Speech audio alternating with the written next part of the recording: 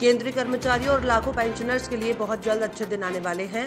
केंद्र की मोदी सरकार इस साल अपने कर्मचारियों को महंगाई भत्ते की 3 किस्त एक साथ देने वाली है। इसकी घोषणा भी हो चुकी है।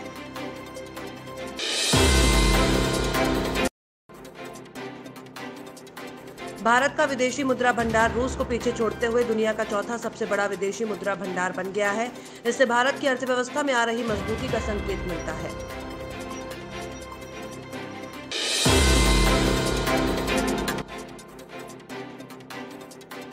कोरोना वायरस महामारी के बाद रेलवे के सफर में काफी बदलाव आया है। अब अगर दिन भर का काम निपटाकर रात में ट्रेन के जरिए सफर करने की तैयारी कर रहे हैं तो आपको जेब थोड़ा ज्यादा ढीली करनी पड़ सकती है।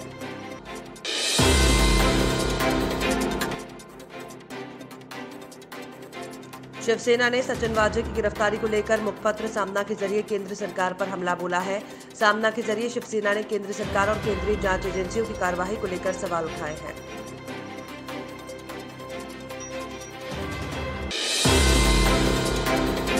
मुंबई में मुकेश अंबानी के निवास के बाहर मिले विस्फोटक मामले में जांच जारी है। पूरा मामला वरिष्ठ पुलिस अधिकारी सचिन वाजे पर केंद्रित हो गया है।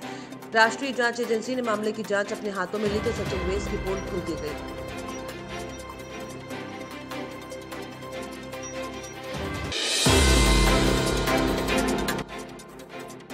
सेवानिवृत्त होने वाले सरकारी कर्मचारियों के लिए अच्छी खबर है। सरकार ने सेवानिवृत्ति पर मिलने वाला सभी तरह के पेंशन लाभ को बिना देरी किए समय पर देने का फैसला किया है।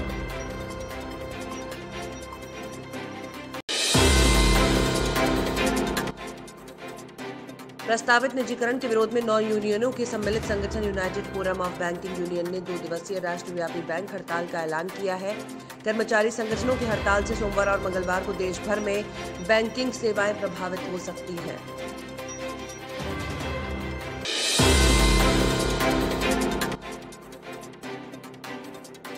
केंद्र की मोदी सरकार दिल्ली और मुंबई समेत देश के 4 हवाई अड्डों को बेचने के लिए तैयार है। उसने दिल्ली, मुंबई, बेंगलुरु और हैदराबाद हवाई अड्डों में अपनी बची हिस्सेदारी बेचने की योजना तैयार कर चुकी है।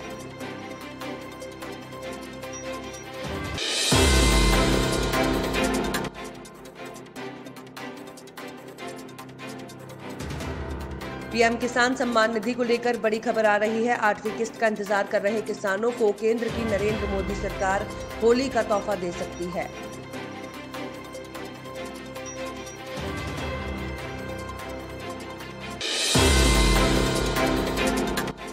अब मेघालय के राज्यपाल सत्यपाल मलिक भी 3 कृषि कानूनों के खिलाफ आंदोलन कर रहे किसानों के समर्थन में आ गए हैं। विरोध प्रदर्शन को लेकर उन्होंने केंद्र सरकार पर भी सवाल उठाए हैं। उपराज्यपाल ने यह भी कहा कि उन्होंने ही किसान नेता राकेश टिकैत की गिरफ्तारी रुकवाई थी। लूट, चोरी और डकैती की घटनाएं बढ़ने पर इंदौर पुलिस ने रविवार को बड़ी कार्रवाई की। करीब 60 पुलिसकर्मी और अफसरों की टीम ने दानी घाटी, चड़ावद सहित कई डेरों पर छापे मारे। कार्रवाई में 5 टीआई और 1 सीएसपी शामिल किए गए हैं।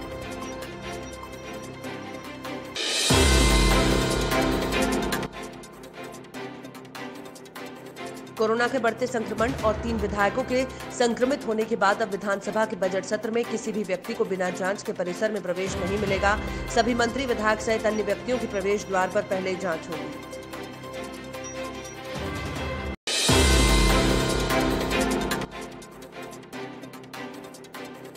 महिलाओं को निजी बैंकों से स्वरोजगार के लिए लोन दिलाने के बहाने ठगी करने वाली एक महिला को तलैया थाना पुलिस ने गिरफ्तार किया है। आरोपित महिला के खिलाफ समूह की करीब 25 महिलाओं ने 23,57,000 रुपए की ठगी की शिकायत की थी।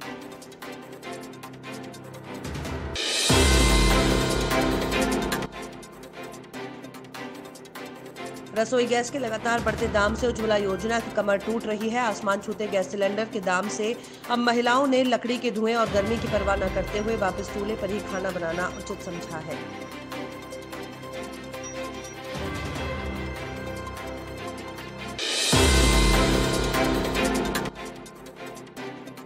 इंस्टाग्राम पर वीडियो पोस्ट करने के विवाद में दोस्तों के ही 2 पक्षों के बीच विवाद हो गया। बाद में एक पक्ष ने दूसरे पक्ष को बात करने के लिए डीजल शेड के समीप स्थित घर बुलाया और घर के बाहर पहुंचने पर चाकुओं से जानलेवा हमला कर दिया। कृषि विज्ञान केंद्र मंडला में शनिवार को राष्ट्रीय आलू मेला सह प्रशिक्षण कार्यक्रम आयोजित किया गया। इस कार्यक्रम में पहुंचे केंद्रीय मंत्री कार्यक्रम में संबोधन के दौरान जब खड़े हुए तो उन्होंने सामने लगभग खाली हो चुकी कुर्सियों को देखकर भड़क गए। उनके संबोधन के दौरान किसान न के बराबर थे।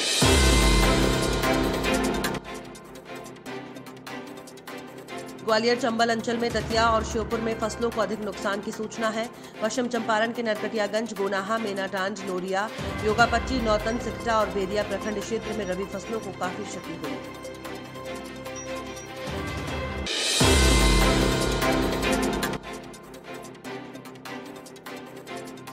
शिप्रा नदी की त्रिवेणी घाट क्षेत्र में हो रहे धमाकों की जांच करने के लिए रविवार को तेल और प्राकृतिक गैस निगम देहरादून का घटनास्थल पर पहुंचा। यहां नदी के पानी, मिट्टी, गाद के नमूने लिए। विशेषज्ञों ने कहा कि नदी से गैस उत्सर्जन होना नहीं पाया गया है।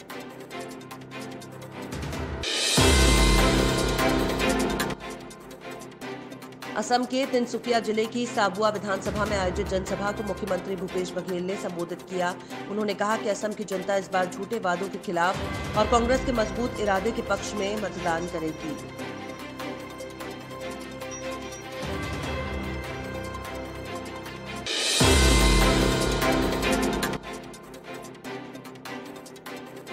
गामापुर थाना क्षेत्र अंतर्गत एक युवक को रास्ते में रोककर 4 युवकों ने 10,000 रुपए की मांग की।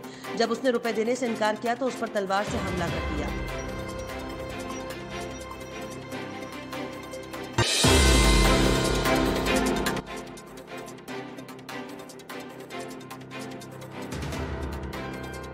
गामापुर थाना क्षेत्र अंतर्गत एक युवक को रास्ते में रोककर 4 युवकों ने 10,000 रुपए की मांग की। जब उसने रुपए देने से इनकार किया तो उस पर तलवार से हमला कर दिया।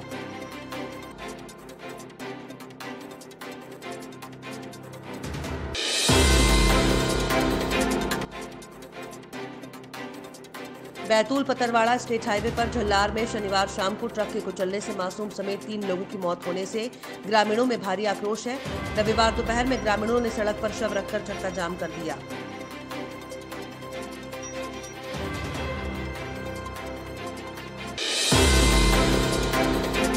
बैतूल पतरवाड़ा स्टेट हाईवे पर झल्लार में शनिवार शाम को ट्रक के कुचलने से मासूम समेत 3 लोगों की मौत होने से ग्रामीणों में भारी आक्रोश है। रविवार दोपहर में ग्रामीणों ने सड़क पर शव रखकर चक्का जाम कर दिया।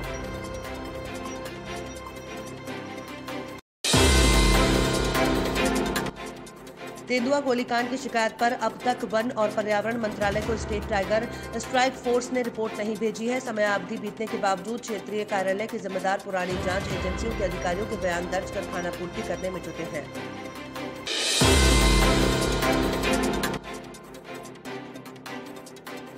शनिवार को कवर्धा जिले के विभिन्न सोशल मीडिया में पेज और ग्रुप में एक वीडियो वायरल हुआ जिसमें एक महिला अपने 3 साल की बच्ची को पटक कर पैर से रौंदते और मारते दिख रही है। इस घटना को देखकर शहर में हड़कंप मच गया।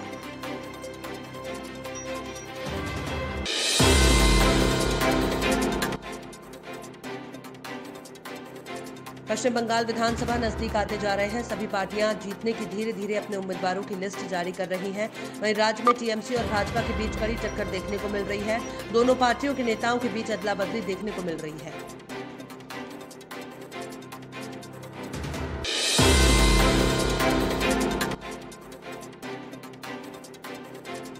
गेहूं की रिकॉर्ड खरीदी की तैयारी में जिला प्रशासन जुट गया है। 1 अप्रैल में जिले में गेहूं उपार्जन शुरू होना है, जबकि चना मसूर की खरीदी 15 केंद्रों में 22 मार्च से शुरू हो जाएगी।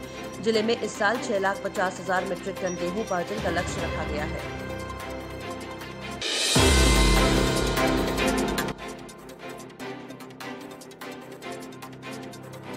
देश में कोरोना महामारी की स्थिति बिगड़ती जा रही है। महाराष्ट्र और पंजाब में तो फिर से पाबंदियां लगा दी गई हैं, लेकिन लोग मानने को तैयार नहीं है। नागपुर में आज से 7 दिन का पूर्ण लॉकडाउन शुरू हुआ।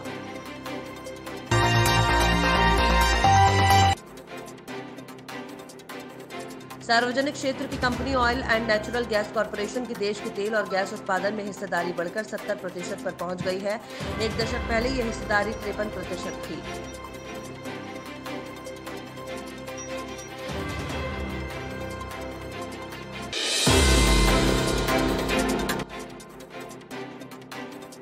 जम्मू कश्मीर की शोपियां जिले के रावलपोरा इलाके में भारतीय सुरक्षा बलों और आतंकियों के बीच 24 घंटे से ज्यादा समय से मुठभेड़ जारी है। इस मुठभेड़ में सुरक्षा बलों ने रविवार को लश्कर-ए-तैयबा के एक आतंकी को ढेर कर दिया है।